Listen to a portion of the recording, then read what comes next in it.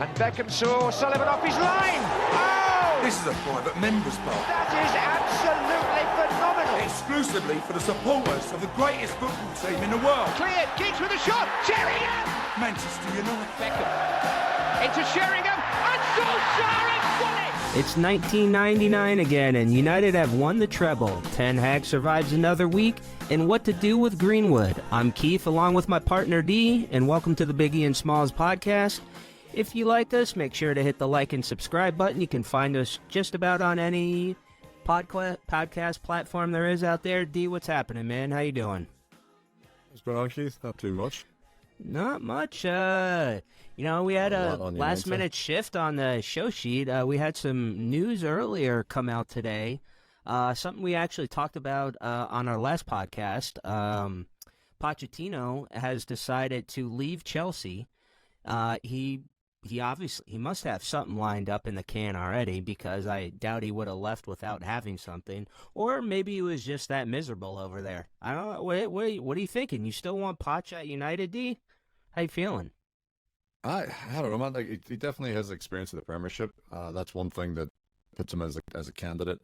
Tuchel's another one that has the opportunity to be able to be a United manager because of his experience with the Premiership and the Champions League. But Poch was the number one candidate not too long ago.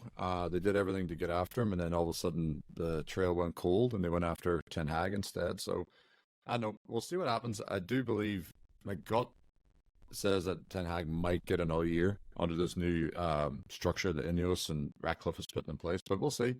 There seems to be a musical chairs going on right now with managers. You got the Brighton manager just mutually walking away. David Moyes is no longer at West Ham. Pochettino no longer at Chelsea. So there is some obviously Tuchel also coming out of Bayern. And even fellow countryman Kieran McKenna has been mentioned quite a bit with a lot of different clubs. So there's a lot of things that could happen this summer, to say the least. Yeah, definitely. So, and you forgot a good old your fellow countryman too, good old Allegri. What are you meant to see? Absolutely. Yeah, I'd be curious to see what happens. I mean, and just briefly, I mean, I don't think we want to spend too much time on the Brighton match. No.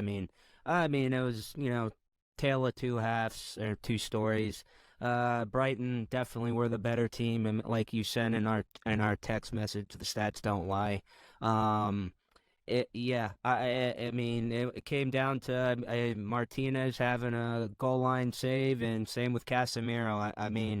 And then I kind of am curious if this is the new Højlund. He's been on a roll, and I thought that was a stellar goal he had in that game. It was really nice. What about you, man? No, I agree. I definitely agree.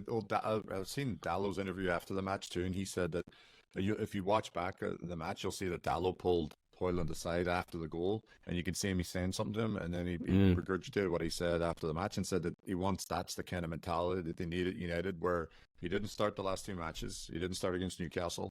He didn't start against Brighton, but he came off the bench both times, and he scored a very good. Both goals were really, really well taken. Both also on his supposedly weaker right foot. So because he's a lefty.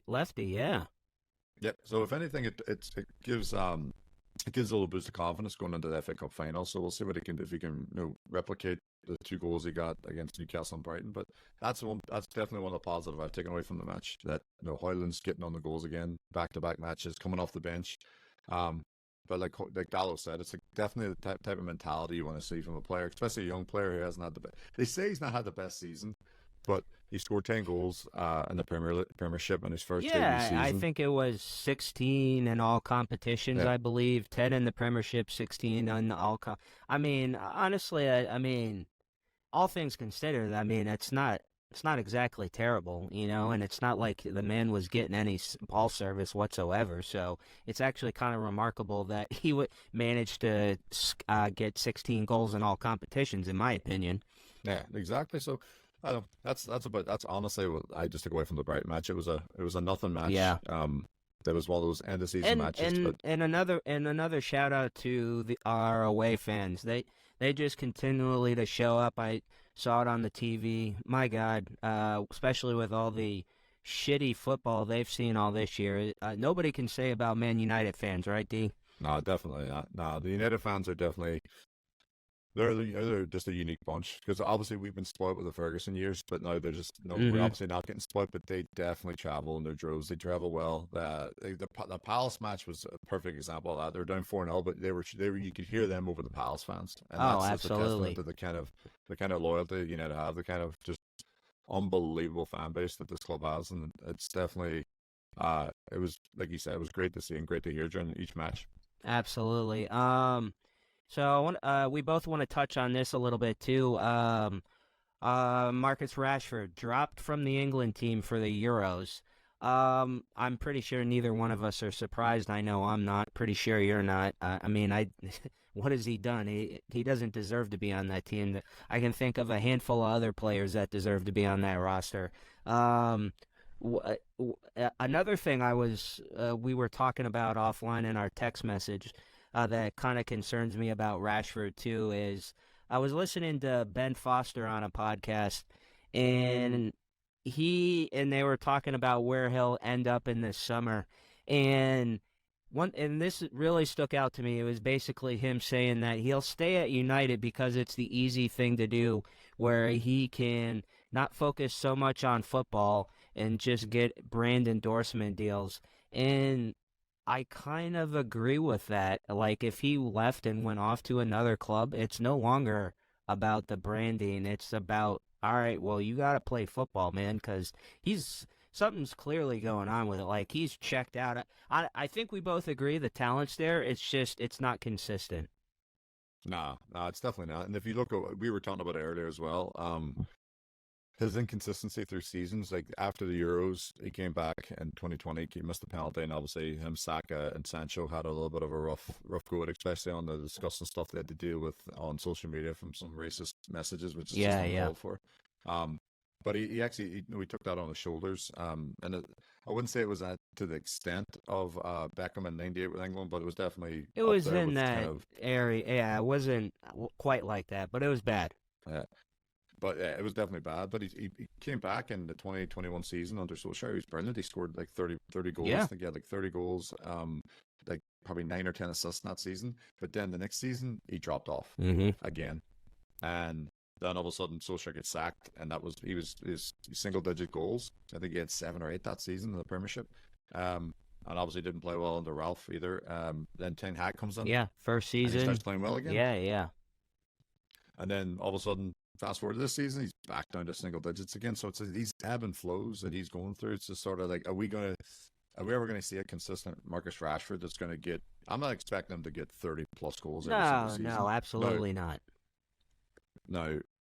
Based on what he's getting paid, 100%, we know you'd want to see that. But as being a Mancunian and coming through the academy, I think just every single United fan would love nothing more than to shut up every single critic and just banging goals left and right. But now we don't want him to go off and sit there and think like all 40 and 50 goals is the expectations. No, we just want him to play consistently, actually give a shit. No, there's too many times I think that's the biggest issue season with both of us is just the attitude. It just seems like it's really poor. Like, and you can't have. It's one thing if you're playing well, you can get away with that a little bit.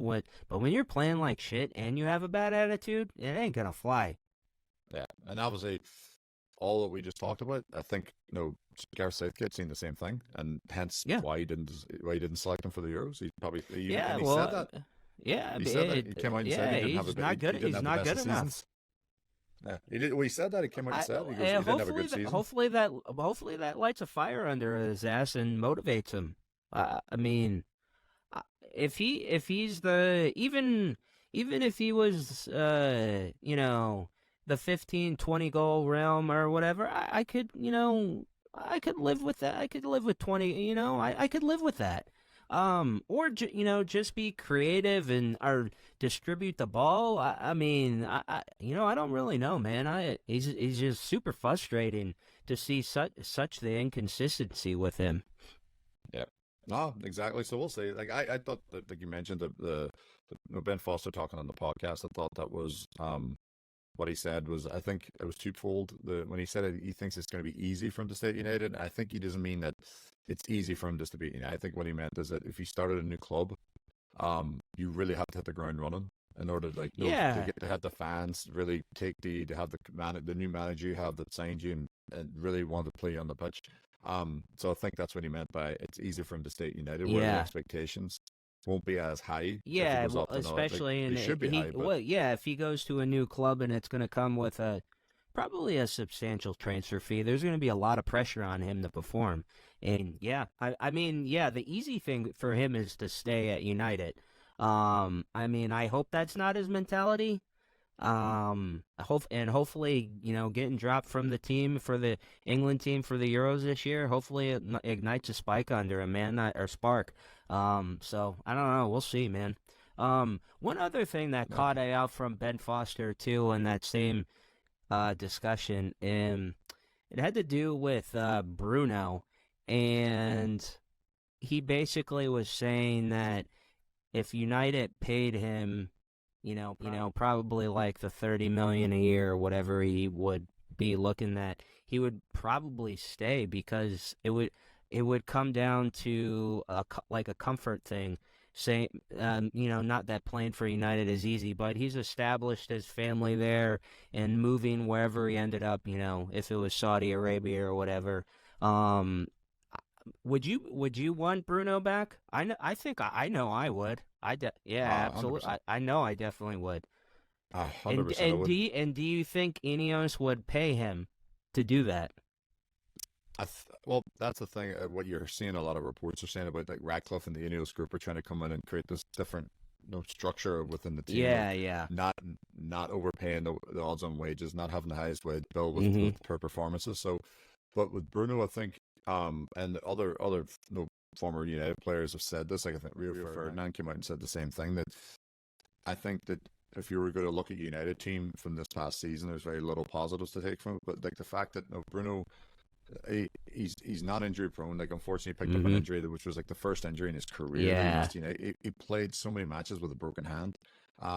If that doesn't tell you that the man actually wants to play for the badge, I don't know what else does. But I would love for Bruno to stay. Like, if he gets opportunity to play Champions League football on a team that could possibly compete and offer him trophies. Like Harry Kane just did that. He decided to jump ship from Spurs and join Bayern Munich. And then the curse of Kane. The curse of Kane, But no, if United were to get rid of him, which I don't believe they have any inclination from what I've seen or heard that they're gonna, but if they do, I think it's gonna have to be significant money. Because if they are going to do something like that, they would need to do it earlier in the transfer window, because they would need to spend a considerable amount of money to bring in not just one player to replace him, but several core group of players to come in and really establish themselves as a replacement for Bruno. So I don't think United's going to get rid of him. I don't think he wants to leave. I think he actually loves the club. I do too, because I'm almost positive that United was one of his childhood clubs growing up in Portugal. So I'm pretty sure that he definitely wants to be there. And you hit the nail on the head just a second ago. Bruno's definitely the type of guy where even if Ineos made the exception where they want to pay him that 30 million a year or whatever that number is, I would not worry about him giving him that money and not giving in and putting in a shift week in and week out. He's proven it, like you said. He's played with injuries. He loves the badge. I would not worry about that at all with him. Yeah, no, and that's my mindset as well. So I would try to build a team around him. I would definitely try to get, obviously Kobe Mainoo's in there as well in that midfield with him, but I would love for United to go out and get a mobile anchor is what I think Bruno needs. Casemiro, he was brought in to do that job. He's not as mobile anymore, but obviously, like a Declan Rice would have been like the perfect kind of partner. I think he's mobile enough. He's got the speed, he's got strength. He can pass the ball, he can ping a ball, he can do all that kind of stuff. So it's like the kind of player they need, because that's, if you look at all the top players in the world, the playmakers like the Iniestas, the Xavis, they had the Busquets to sit behind them. So they need somebody that with that kind, and I think that's why Ten Hag was really pushing for Frankie De Jong. I mean, that would definitely, that would have made a huge difference if they were able to grab him. That's no question about that at all. w- I wanted to touch on this also. So Ten Hag, the last match at Old Trafford, uh, received a hell of a standing ovation from the home crowd at Old Trafford. And you see the things reported in the media, and fans had turned on him or whatever. That's not quite what I saw at Old Trafford. Um, your thoughts on that? I like seeing that. I appreciate that. Just shows how great our fans are. And two, when would you want Ineos to make a decision on his future, before or after the FA Cup? I would say after, because if they make a decision before, if they're going to have him stay, um, no, obviously it would give the it would give the media something to stop talking about. Mm-hmm. But at the same time, if I would prefer it after, because it ended up just being a distraction. I feel going into the match. Yeah, yeah. United at this point. United's been front page news, back page news, if you will, in certain tabloids all season for the wrong reasons. And I don't think that United need any other distractions going to FA Cup. I think they just need to, and I think Ineos has that mindset. I think in their mindset, they're just That's the most important. Yeah, just take each match as they come. Obviously, a big match, the FA Cup final, big historic match for United. And people that try to downplay it, thinking the City's going to bat them. We'll see what happens. But And let's be honest here. I mean, for obvious reasons, this is a Man United pod. I don't think either one of us want to Man City to be the first team to repeat double. I know I sure as shit don't want to see that. So no. maybe they'll surprise us. I heard somebody say this. I wouldn't be surprised if we won, but I also wouldn't be surprised if we got our dicks blown off 7-0. Well, here's my mindset. I would love nothing more than for players like Rafael Varane, who we know is leaving, to go in there and play one of his best matches. Ever play for United. That kind of thing, because then he would just literally just leave. He might not have had the best tenure at United, but if he was to play man of the match type match on against City, I think it goes without saying he's probably our best center back on the team by a long shot. Even at the whatever age, can't remember his exact age, at the latter end of his career. I think we can both agree on that. Well, I think he's definitely he's a good center. I still think the best center back at the club is Martinez by far. Oh yeah. I think his absence this year on injuries, I think, played a huge part of it. Part of why the team sort of were crumbling in the back and facing so many shots. And you see, you read reports and you hear stories and you listen to podcasts from former professionals that are saying that he supposedly is the voice of the locker room, of the changing room. Like, he's the man that seems to be the heartbeat of the change room. Like, he's loud, he's the personality, he gets people laughing, he gets people playing harder, training, that kind of thing. So I think his absence and the team definitely played. So, but we'll see what happens. I hope to God, but that United play well. But to your point with the fans, to refer back to the podcast we did with good old Samuel Luckhurst, he said the same thing, that from what he's experienced and what his fellow colleagues were talking about, is that he's not seeing the fans turn on Ten Hag the way the fans have turned on previous managers, like the Mourinho's, the Van Gaals, the Moyes, even Solskjaer, at a point where people were saying, like, it's time, enough's enough. Yeah, like people were worried that Solskjaer, if he stayed on at United, that it would have left his legacy of a player in tatters, because it was like he may have started destroying the legend status that he created as a player. But I don't think but I think you can clearly see and this is back to what we talked about earlier, with the fans being unbelievable, traveling, travel away to Palace, travel away to Brighton, which especially Brighton's not exactly we hop and skip down the road, but and there's Palace. But I think if the fans were to turn on Ten Hag, I think we would have seen a couple of banners. The fans saying ETH. Ten Hag gone. Because we definitely saw that. Mourinho, we did. Then Moyes. We definitely we saw all of that. And you're right. So we haven't seen any of that as of yet. Yeah, and I think the fans at this point understand that there's only so much a manager can do. Like, he can prepare the players, but it's up to the players to also do the job on the pitch. And we clearly see that some of these players aren't. We mentioned Rashford earlier; he doesn't seem to really be giving the effort. Some of the other players have been doing the same. There's actually been some, like Wayne Rooney actually came out after a match and said that it seems that some of these players are almost like using the injuries for excuse to just hide, to not play.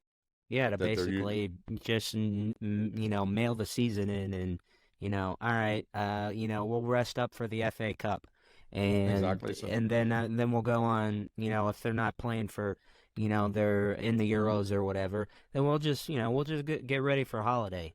I mean, and I agree with them. I mean, it's like you can't do that. Get play. So, like, If you're fit, play every damn game. yeah, well, as I said, Bruno played with a broken hand for long enough, and then, but back to the fans, like, they're unbelievable. Like, they really are. They're the best fans in the world, and like I said, we've been spoiled during the Ferguson for 26 years, and now we're going through, best way I want to describe it is trials and tribulations, but they still show up and they still shout, they still support the team, and they're supporting the manager. And I think at this point, United fans, I could just, I'm speaking just based on what I'm seeing. They're not stupid. They're not stupid. They're knowledgeable football fans. They understand like what's going on. They understand that has recruitment been great. Has a manager been brought on. But I think at this point, I think us as fans are tired of seeing the manager being held as scapegoat for bad performances. Yeah, well, and let's not also forget this too: bad player performances. But the Glazers, not selling the team, and then doing absolutely nothing in the transfer window. So, when you really factor in all that, I guess you could maybe make a small case that he finished with 60 points in an eighth place. Are you like a manager of the year candidate? I mean, of course, I'm being facetious, but I mean, when you think about that, it's kind of wild, no?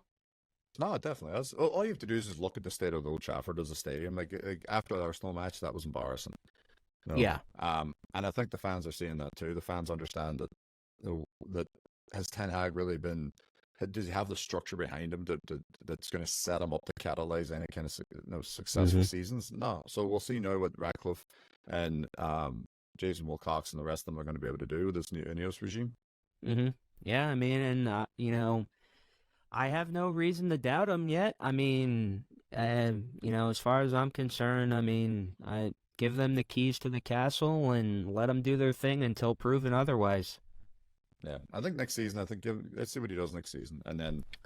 But again, there is candidates out there now that know the Pochettinos and stuff. So we'll see what happens. But yeah, I wanted to see what they do in the FA Cup match, and if the players really are, as dedicated to the club as they claim to be on their social medias and social media platforms, we'll see what happens. We'll see what happens. Yeah, that'll definitely tell if they put a shift in for the FA Cup final, then that'll tell us everything we need to know about some of these players. All right, shifting gear. I know we both watched a recent interview with Onana with Gary Neville. I thought it was really well done and even quite humorous at certain times. A couple things that stood out to me is, one of the first things that he said, being the keeper for Man United is the hardest position out of all the teams in Europe or in the world. And, you really think about it, all the great keepers that we've had at the club, it's quite remarkable. And I guess, you realize that as a fan, but when you hear it, it kind of, puts it in perspective or whatever. And another thing that stood out to me, and which we've also talked about previously on the podcast, is how he said, obviously, when he got off to a really rough start, he started naming off a few other people, but one of the names that we heard or brought up in the past is Harry Maguire, basically being, a calming voice for him. And I thought that spoke to a lot of his character. He also mentioned Bruno as well. So, yeah, those are some of the things that stood out to me. I know you had a couple different thoughts on the interview as well. Yeah, no, I agree with you. Like, I think just in general, I think the Man United jersey, regardless of your position, is a heavy jersey. Yes. I think, outside, like, he is right that United have had unbelievable goalkeepers in the past. Like Peter Schmeichel's, who I idolized growing up, he was one of the main reasons I wanted to be a goalkeeper. Edwin van der Sar, who I place as the best goalkeeper to play for Manchester United, and the reason why is because at the time United went through several goalkeepers before they finally got to Van der Sar after Schmeichel. When Schmeichel left, they brought Barthez. Didn't work. Yep. They went and got they tried Van der Hoe. Oh, Didn't work. didn't They work. tried Bosnich. Didn't work. Yeah, Tim Howard. Didn't Howard work. for a few Ricardo years. didn't Yep. work. And there's Charles as well. The Northern Carl. Ireland Yep. international. So they finally got to Van der Sar, ironically from Fulham, and they should have snapped him up when he went from Juventus to Fulham. But the I think the reason why he felt that the jersey was so heavy as well was because he played for Ajax, and Van der Sar was general manager at the time, was part of the operations over there. So I think talking with him, he even said he still talks with Edwin van der Sar on a regular basis. But I do believe that any jersey from Man United is going to be heavy. Like, particularly the number 7 is always iconic. That's going to be a heavy jersey. So, but we'll see what happens. We touched on Harry Maguire's character earlier in a few other podcasts, and it's good to hear that it's not just us fans noticing it, and some of the media also giving him the credit due. Also, his fellow players and his colleagues are coming out and giving him, rightly so, giving him some some positive feedback. Exactly. And another thing that really stood out to me, and I really appreciate it, is Neville asked him, about, how bad the season's been and all the pressure, and he, smacked his chest and he was like, I'll handle it. That's what I'm here for. And I thought that was a phenomenal answer. I'm pretty sure you did too. Yeah, well, I can tell you right now that every single goalkeeper in this world they're not normal people. Like, they just not, because it is the most unique position. Like, you make a mistake and it's a goal, and like every set of eyes is on you.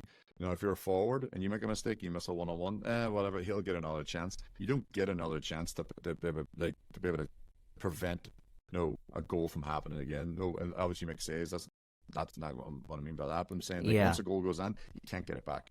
That's it. It's in the net. A forward might miss a 1-on-1, but he might end up getting a hat trick right after it. So therefore, no one remembers the miss. They remember the hat trick. Where a goalkeeper could have an absolute clanger and like drop the ball or whatever. Like De Gea had that in his first few seasons for United, and ended up becoming the all-time leader in appearances for Man United. So I did like that, and that's a good mentality to have as a goalkeeper. The one that and I heard him also. We mentioned that he's there. He was like, "Let me take the bullets," kind of mindset. Where if there's stuff going on, that's what I'm here for. That's the kind of teammate you want. That's the kind of mentality you want. And hopefully that starts reverberating. The team. Yeah, absolutely. So yeah, I thought it was a really well done interview, and I really enjoyed it. Shifting gear, I know we both we put a poll up on our Instagram account about Mason Greenwood's future at the club, and actually let me pull it up. Last I checked, it was, I believe, most people, it was, let's see, all right, so it's 58% want him back, 42% do not want him back, which, that's kind of baffling to me, but, we're not here for Judgment Day. Yeah,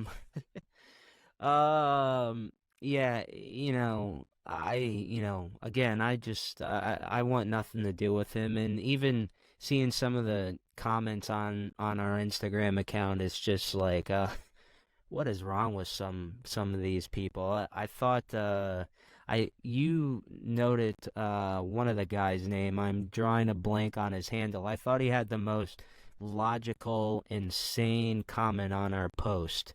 So I want to give him a shout out. Do you have his handle in front of you right now, D?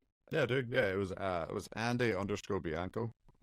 He was actually he was probably the most logical response to the some of the comments and stuff, and obviously with what my position was on it. And instead of thinking just one-sided, he was very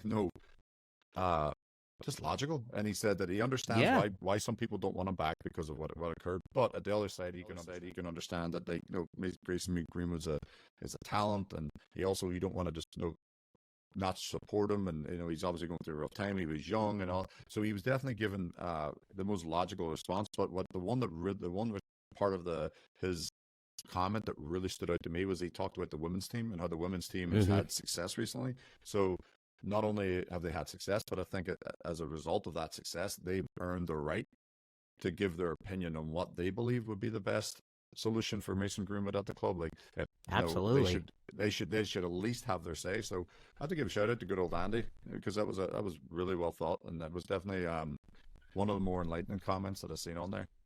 yeah, To others, absolutely. And a lot of times, you find a lot of stupid stuff on social media these days. So it's nice to see that. So we want to give a shout out to Andy on there. And back to that, I mean, there was a press release from Women's Man United fan club, and I mean, it was pretty.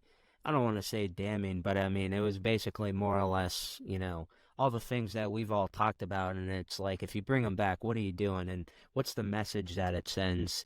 To players and, even young kids or whatever. So, I mean, yeah, please just do the right thing. Don't bring this guy back. Yeah, we'll see what happens. At the end of the day, it's not like, as fans, it's, we can only give opinions, and some people agree with them, some people don't. But that's the great thing about opinions, is that you're allowed to have them. So we'll just let Ineos take everyone's opinion in there.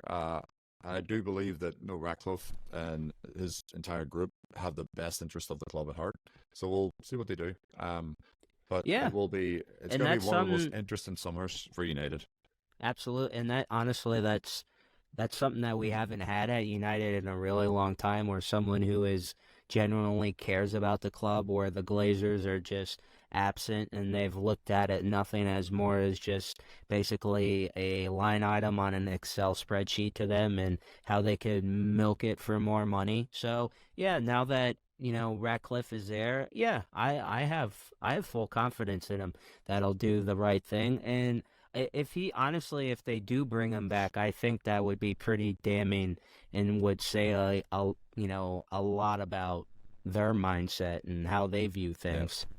Yeah. So we'll see. It's up to the club now at this point. So, and then obviously there's other factors that will be involved. Whether he has what we talked about it earlier. Greenwood's got 1 year left in his contract. Expires next summer in 2025. He also has an option to extend, which I don't believe that's going to be offered to him. So there is 1 year left. So either they mutually part with him and let him end his contract early with no punishment and with no financial reasons, and then he can go ahead and be a free agent and sign with whoever he wants. Or did they want to go ahead and get dragged into a tug of war between another club that's willing to offer $5 million or even less? So I mean, if they could get something for him, why not? I mean, I'm at the point where if you can't, I'd be okay with just saying, cut your ties with them, and if you can find something in Spain, Italy, or Germany, or wherever, or France even, or whatever, I say all the power to you. Do what you gotta do, man. That's totally fine with me. I don't mind completely cutting our losses from this guy. That's just my personal opinion. I agree with you, and I think, like you rightly said as well, I don't know if Ineos wants to start off their true tenure, because they obviously took over. They bought their 25% stake in the club sort of in the middle of the season. Did they really want to go into a brand new season with that dark cloud falling over the top? Because there's so many other stuff going on. Like, let's say there's just so many different variables and different components that literally need to be put into this club that needs to get it towards the trajectory of being successful. So I think that might be one of the easier decisions they need to make, from my personal opinion and yours. But we'll see. We'll just have to wait and see what happens. I mean, like we've previously discussed, it's like, there's so many other things going on with the club. Why add that an unneeded distraction when you can just wipe your hand clean from it and say, and even if he is a changed man, I'm not really sure he is, all the power to you, man. Do you, and we're going to do our thing. All the best to you. We wish you well, and be done with it. Yeah, help him. I think the club can try to help him as much as they can, and put him in a position to be successful and work on himself and stuff. But like, I don't think that the club can allow him to do that at the club. that they can do everything in not only their best interest, but also the best interest of Mason Greenwood by getting him a club that he would fit into, that can get him the kind of support that he obviously would need at this point. So in his career, because as I said, he is young. I don't want any.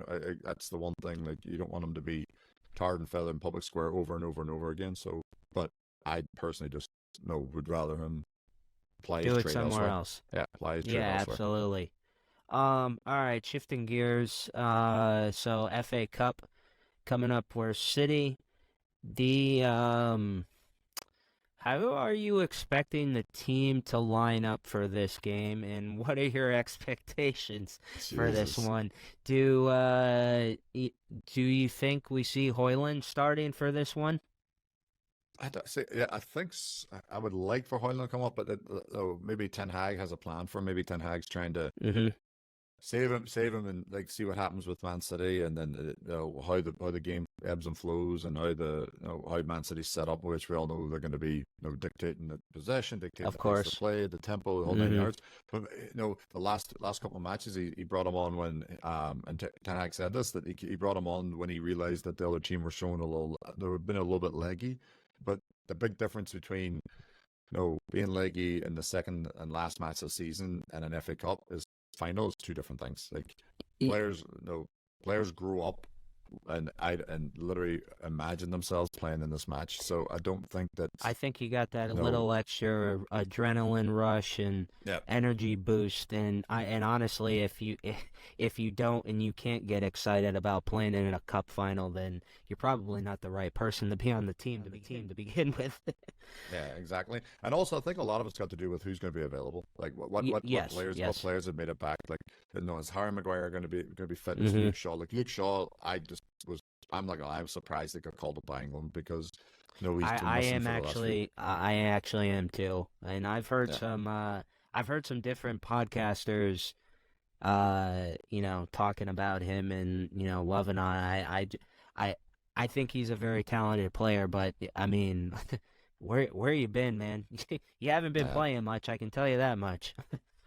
Averaging like 20 matches a season kind of thing over the last 10 years. But maybe they know, they get the insights. Like, I'm sure Southgate's got the medical team from the England team contacting the United medical team, O'Driscoll and them, and asking them like, hey, is he going to be ready? And they could say, yep, he's ready. Like, for all we know, he could play this Saturday. We just don't know what's going on, because I can tell you right now, I have no fucking idea where Malacia is, and he's been missing for a while.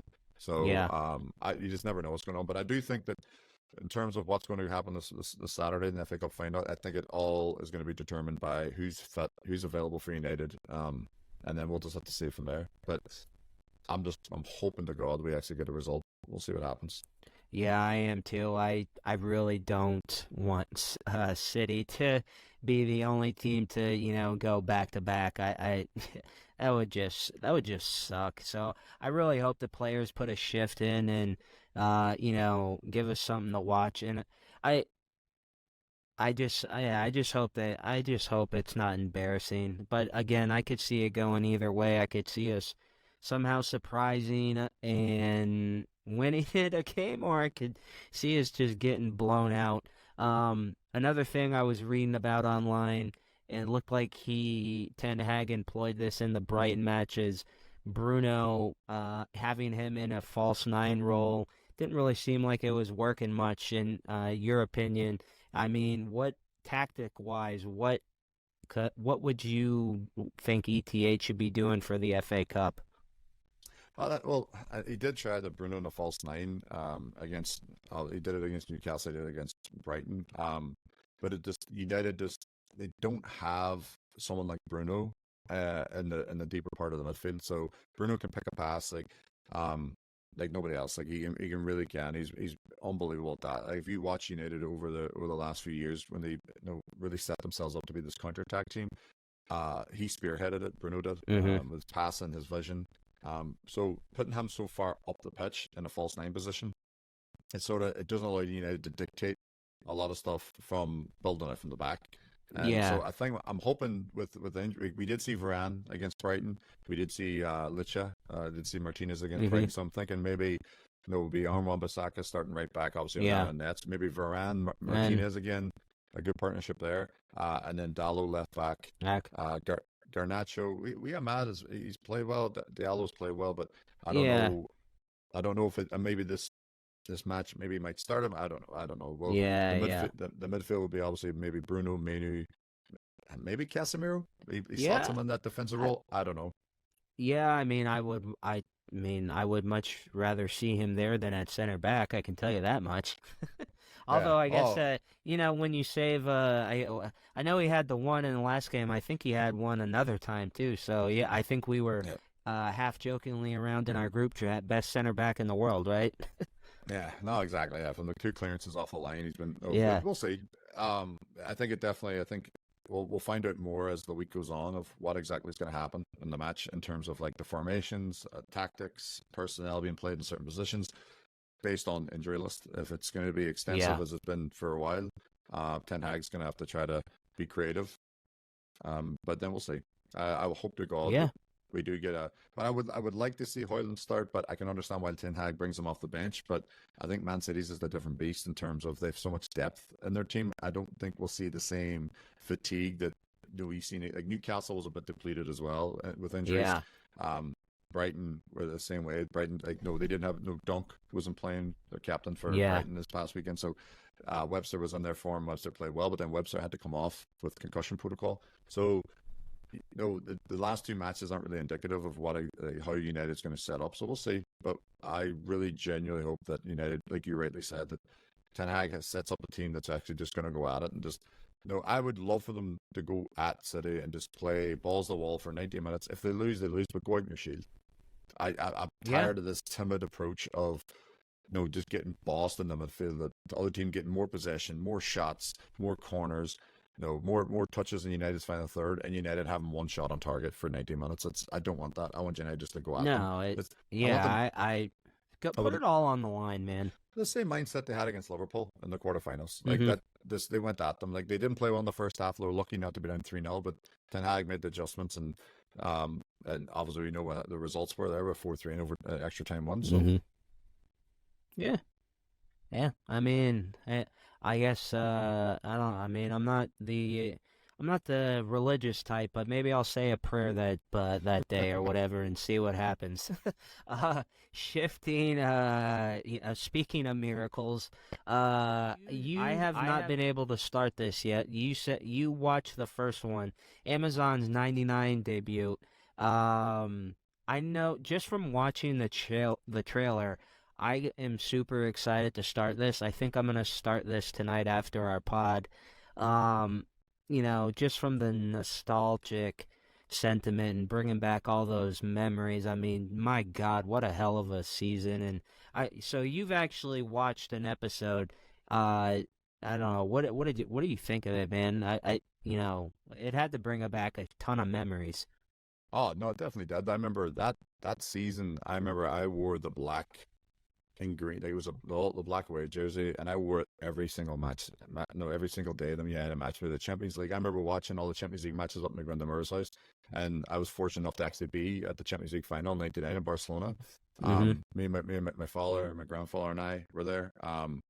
We literally, I don't think my grandfather and I slept for like almost 24 hours trying just because of the travel we had to do to get there.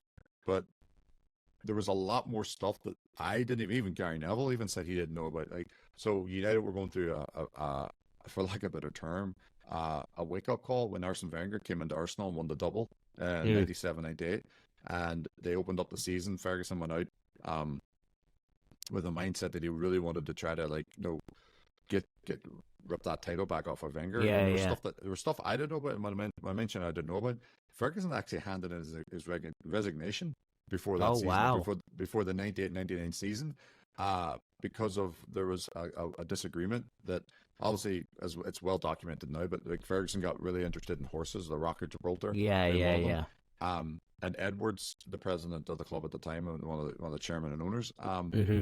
he sort of he wrote it down. He sent Ferguson like a letter and told him that I think you need to put your focus on the team rather than your extracurricular activities. And Yeah, yeah, Ferguson, as you could all imagine, his response to that, yeah. he he actually he handed in his resignation. I didn't know this, so but he thankfully he actually Yeah, and I can guarantee, no, God rest Kathy, but I guarantee Kathy Ferguson had something to do with that, because that woman, like, for as successful as Ferguson was, like she has absolute pillar. Like, I think a lot of decisions that man made was probably sitting down at the kitchen table, sitting down having a cup of tea on the sofa, watching TV or whatever, and he probably bounced so what's many good? different ideas off Yeah, that woman. exactly. For all And we know, she could have been the the the woman. tactician. Yeah, exactly. But no, but he changed his mind. Came back, and I think it was obviously down to his, Ferguson had that, he doesn't like to lose him attitude. But the first episode was definitely nostalgic. It gave you a lot more insight of what the club was like. I know we've talked in the past about, the how players that don't like one another, Hmm. they put it aside for the better of the team. And we talked earlier about a few podcasts prior about, sharing him and Andy Cole. Hmm. That documentary goes into that a little bit. It actually shows you the actual The the actual event. snot. Yeah, yeah. Yeah. Um, and so you could see that, and then you heard some. So Dwight York seemed to be the chief orchestrator of all the extracurricular parties and so forth. But you definitely get a lot more insight to the team. Yeah, yeah. And it obviously, I was 12 at the time and so impressionable watching that team, and obviously getting to see them live and see them in one of the most important, if not the most important match in the history of the club, in the Champions League final '99. It's really good now.